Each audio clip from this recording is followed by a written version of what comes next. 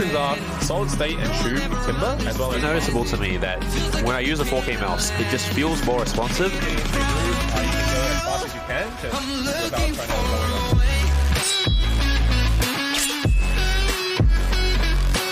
Guys, it's been a while since I posted. Unfortunately, things have been busy and I've been a bit slack on posting more videos, but hopefully I can return to being somewhat consistent with posting going forward. I've stopped accepting new review products until I'm satisfied with clearing the current backlog of items still left with me, so we'll see how that goes. Today, we're here to look at the lethal gaming gear Neptune Pro. Big thanks to Ausmodshop for sending this out to me.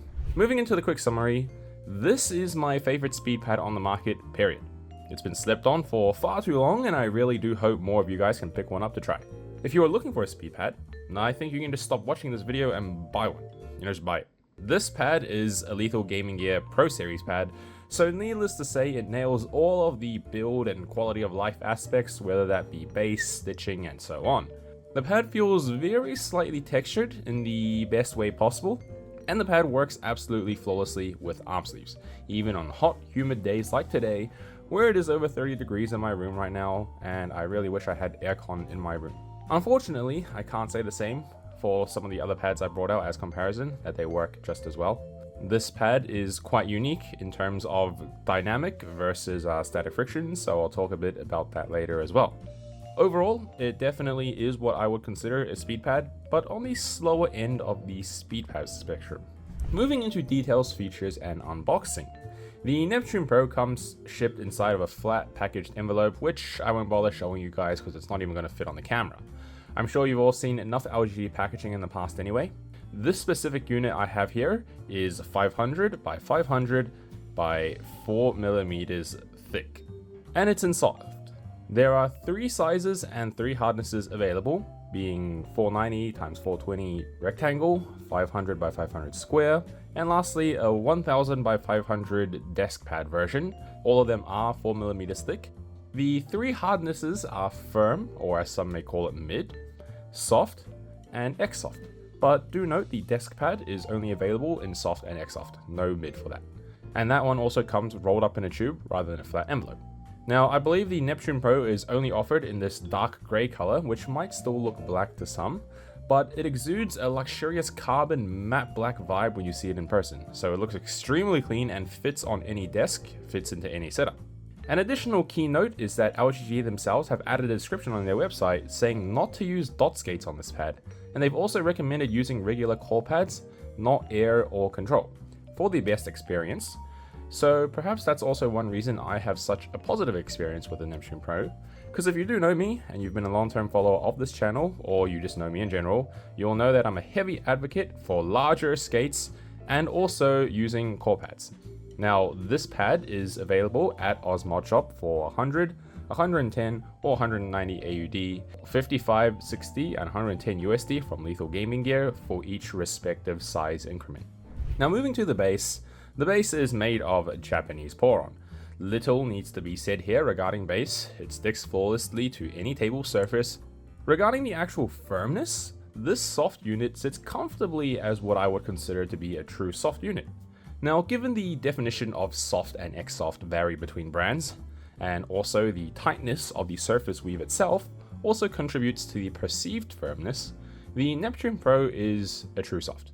Meanwhile, pads like the Saturn Pro, which have much looser weave in comparison, or in the case of the Artisan lineup, comparing something like the Hayate Otsu versus the Artisan Zero, their respective soft and X-soft variants actually feel much different, with the Saturn Pro and the Zero Soft being softer than the Neptune Pro and the Hayate Otsu in the same level of firmness.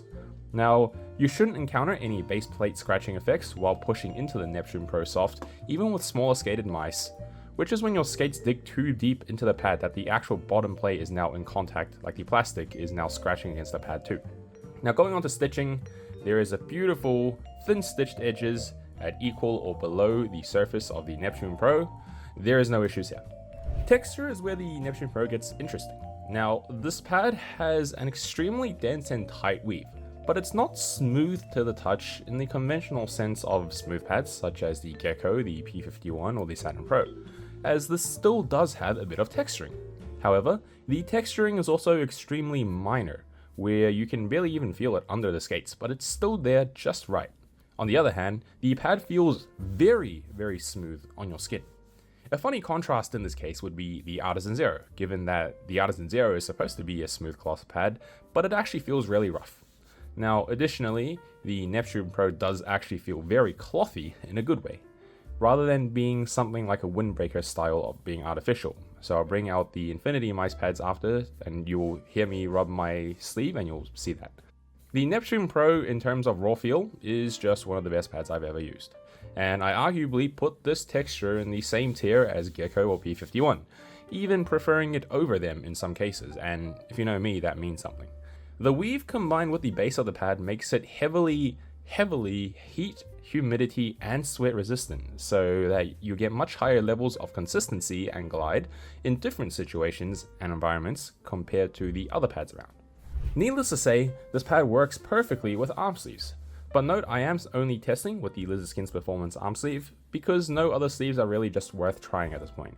If anything, the Neptune Pro has equal or even better sleeve glide than pads like the Gecko, the P51 Mustang, which is quite a feat to achieve, because if you know me, you'll know how much I care about the sleeve glide. And in the case of the Neptune Pro, there's almost no directionality, which is insane to me. Like, it's truly phenomenal that you could use it on either axes and the sleeve glide does not change, it remains consistent. That's truly amazing. Now, speed and control is perhaps the best part about the Neptune Pro, but it's also where it might be a little bit polarizing for some. Now, firstly, the overall speed of the Neptune Pro is in that speed pad category, alongside things like the Infinity Mice Infinite Speed, 414 Aero, and so on. It's notably faster than the Gecko and the P51 Mustang.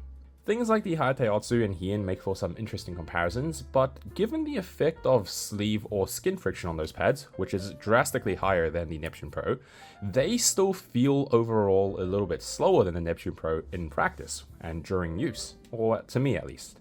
However, compared to say Infinite Speed or 414 Aero and so on, the Neptune Pro is slightly slower than those. So, it sits on the slower end of true speed pads. In my opinion, however, this pad is as fast as you'll ever realistically need for any game, so this isn't anything to worry about. Additionally, the consistent skin and sleeve glide actually heavily contribute to your usage experience, so the level of consistency on the Neptune Pro between your mouse going against the pad and also your arm movements is arguably higher. Now, where the polarizing aspect really comes from is the difference between the dynamic and static friction on the Neptune Pro. A lot of speed pads feel pretty fast on both, dynamic and static friction, meaning the pad feels fast when you swipe your mouse during the movement or the motion, but it also feels very fast in terms of start-stop and the micro adjustments. In many cases, the dynamic friction, which is during the movement, might even feel faster than the static friction, so that the mid-swipe feels faster than actually getting the swipe to begin with. On the Neptune Pro, however, the reverse feels true to me. The static friction on the Neptune Pro is very low, while the dynamic friction is actually higher, meaning that it's really easy to do things like micro adjustments on the Neptune Pro, but when I do an actual bigger swipe, it feels slightly slower and more controlled. Now, this is the reason the Neptune Pro sits on the slower side of speed pads as well, because that perception during the swipe, it does feel slower. I'm not sure exactly why this is the case, but perhaps it has to do with the texturing or the weave. However, to me, this is actually a huge win for the Neptune Pro. For TAC FPS, like Valorant or CS, if you're an enjoyer of fast pads, it's probably because you like that micro adjusting ability. Now, the Neptune Pro provides all the micro adjustments you could ever need, but it doesn't feel like your mouse will fly off the pad when you have to do a bigger swipe, or you have to do a 90 degree or 180 degree rotation, spray transfers, and so on. Or when you need to spin around and look in another direction, and you do kind of like that two-part spin and then re-aim at the angle you're trying to actually hold.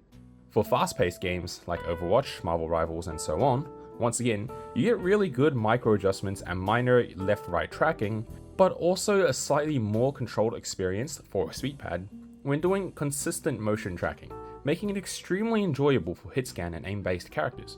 Here is a quick comparison to the Infinity Mice Infinite Speed V2. Skipping aside all other things, both the Speed V2 and Ruin feel a lot more windbreaker-esque and artificial than the Neptune Pro. Neptune Pro also has better arm sleeve glide and less directionality. I'm sure you guys can also hear the sleeve friction noise more on the Infinity Mice pads than the Neptune Pro, so I'll give that a bit of a swipe. You can listen for that. And here is the Neptune Pro. Now here is also the Ruin for the same comparison. Listen for that. In terms of raw speed, the Speed V2 definitely feels a bit faster in terms of both frictions than the Neptune Pro, while the Ruin is a little bit closer in terms of speed with the Neptune Pro. So who should buy the Neptune Pro? Well, I think everyone who enjoys speed pads or plays fast-paced FPS games should give the Neptune Pro a try. This could be the answer to some of the problems you never even knew you had. Otherwise, for those who are used to slow to medium speed pads, or you mostly play TAC FPS, this is probably the best option to give yourself an entry and an attempt at a speed pad to see if it's for you. Overall, I would still say I prefer the Gecko and the P51 Mustang as a balance point between all games, especially if you do lean towards playing more TAC FPS. But recently, I've been playing pretty much only Marvel Rivals, and I've just made the swap to the Neptune Pro. So once again, thanks to Ausmodshop for sending this out to me. Huge congratulations to Lethal Gaming Gear, as usual, for creating the Neptune Pro, which is now officially my favorite LGG pad by quite a significant margin. Now I really do hope more people give this pad a go, because it definitely is the most underrated and slept on pad around in my opinion. I continue to look forward to seeing what more that LGG can cook up in the future. I'm waiting for those future LA1 and LA2s. Until then, see you guys in the next video.